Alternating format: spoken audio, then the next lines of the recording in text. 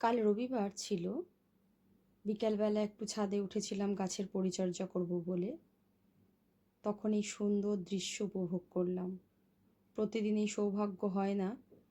সূর্যাস্ত যাওয়ার এই সুন্দর আলোকিতময় সময়টা এত সুন্দর লাগছিল, সারা আকাশ যেন একদম আলোকময় করে রেখেছিল। শুধু মনে হচ্ছিল চুপ করে দাঁড়িয়ে এই সুন্দর দৃশ্যটাকে উপভোগ করি। সাথে পাখিদের আওয়াজ ছিল কিচিরমিচির, একটা সুন্দর মুহূর্ত তৈরি করেছিল। কিন্তু দেখুন এই একদিনের ব্যবধানে কতটা সময় চেঞ্জ হয়ে যায়। আর আজকে অঝোর ধারায় বৃষ্টি পড়ছে। আকাশে সেই আলো কোথায় যেন মিলিয়ে গেছে, কোথাও সেই চিহ্ন মাত্র নেই।